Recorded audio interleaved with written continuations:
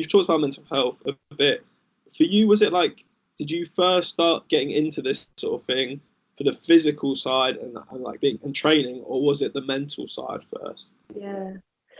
So with my current job at Robots, I got into it because it was the mental health side, but with the fitness industry as a whole, I got into it because of the physical.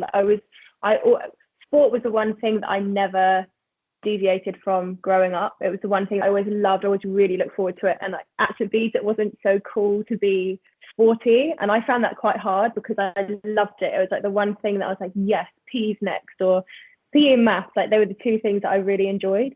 I from the age of 7 really was when I got into running, and that was my first proper sport.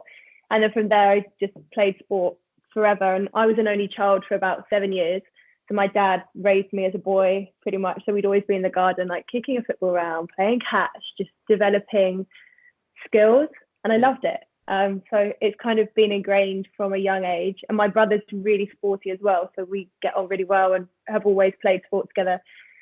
So it was kind of the natural thing for me to go into. And I had a place at uni. Originally, I wanted to do maths. Then I changed to sport and exercise science. I was going to go. And then I went traveling.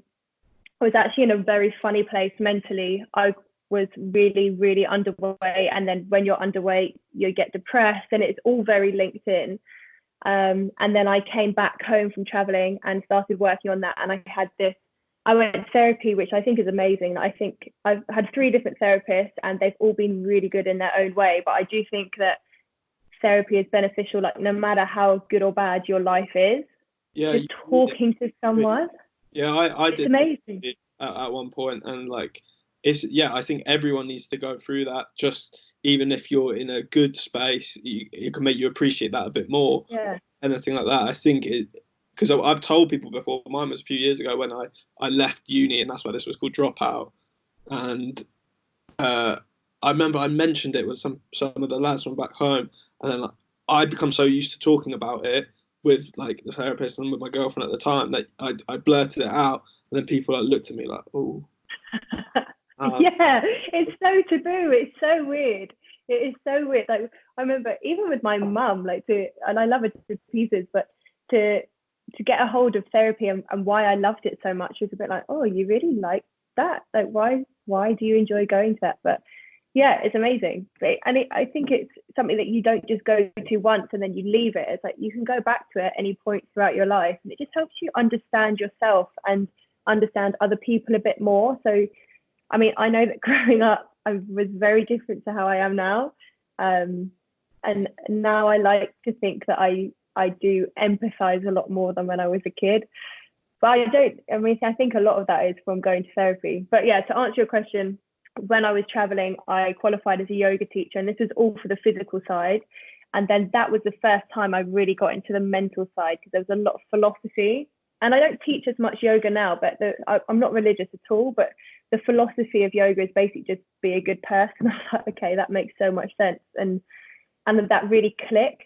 So when I got back, I had an amazing mentor who was a psychiatrist and also personal, he knew his stuff about training. He was a smart guy. Like, he went to Cambridge, he did doctor, medicine, whatever. Like, he was a smart guy. And he helped me, without me realizing, get out of my own rut and develop a craft that I loved. I'm the kind of person that I need to know why I'm doing something. And as long as I know why and I have an answer, I'm all for it. I'm also quite all or nothing. So he helped me understand why. And I think that's what really helped me get better. And then I just kind of fell into personal training, and I loved helping other people. But I think the thing that I loved the most was helping people change their lives. Like, I've worked with people who are kind of on the brinks of divorce, or people who have had miscarriages, or, you know, people who have got quite a lot of weight to lose. And because of that, they feel really insecure. So then they might have bad relationships or have lost friends, or there's so many complications that come with performance and aesthetics that the majority of my clients now are women, and women in London who work really hard.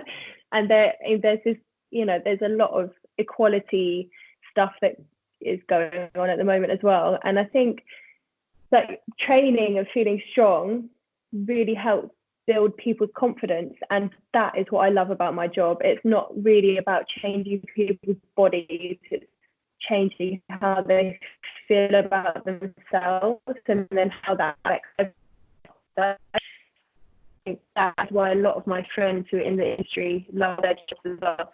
It's so much more than just changing someone's and then that in itself links into the mental health side. I think the powerful part of movement is how it affects your mindset, for sure.